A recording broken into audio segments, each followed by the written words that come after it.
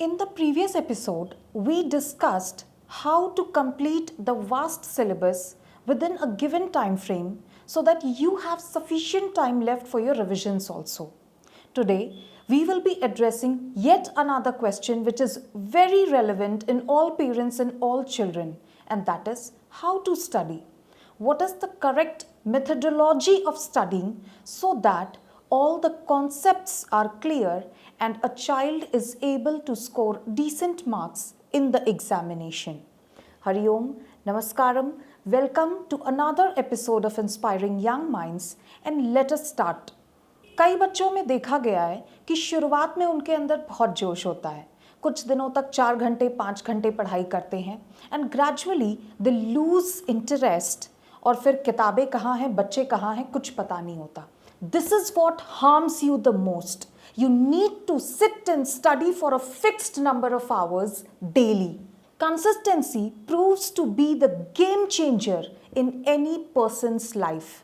जैसे हम खाना रोज खाते हैं, नींद रोज लेते हैं, उसी तरह पढ़ाई भी रोज करने की जरूरत है. Consistency leads to creation of momentum. It builds discipline in you. It boosts your confidence and it helps you in performing better in your examinations. See, the human brain follows one simple rule. Either you use it or you lose it.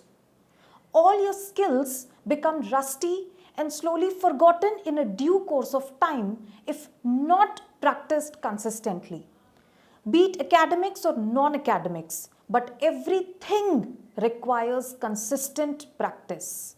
Consistency turns ordinary efforts into extraordinary results. Success is not built on excuses, but consistent practice. The second thing you need to keep in mind is you should stick to the plan and not to the mood. मन करे या ना करे, तुम पढ़ाई में लगे रहो. कई बच्चे इंटरेस्ट लूज कर देते हैं एंड देन दे से अब मन नहीं कर रहा, अब मैं नहीं पढ़ूंगा. सुना है ना कि मन के हारे हार है और मन के जीते जीत. I read in a book of a revered saint, उसमें लिखा हुआ था कि कभी हमारे मन में अगर कोई इच्छा उठती है and we know that this is not good for us, लेकिन फिर भी अगर हम वो काम करते हैं तो हमारा मन हमसे 100 टाइम्स ज़्यादा पावरफुल हो जाता है and we become weak. Next time अगर ऐसी ही कोई इच्छा उठती है तो ये जानते हुए भी कि this is not good for me, you will not be able to resist because you are now weaker. And the vice versa happens. मन में अगर कोई इच्छा जगी, you know that this is not good for you. And then you say to yourself, चाहे कुछ भी हो जाए, I am not going to get carried away. मैं ऐसा कुछ भी नहीं करूँगा जिससे मेरा नुकसान हो. I will strictly obey my parents and teachers because I know कि वो जो भी बोल रहे हैं वो मेरे भले के लिए बोल रहे हैं. And you continue to do your task, you continue with your studies and you continue your work of polishing your skills. तब वो दिन दूर नहीं जब तुम ज़रूर सफल हो सकोगे. अब कई बच्चे घंटों पढ़ाई करने के लिए बैठते हैं लेकिन at the end there is no result at all.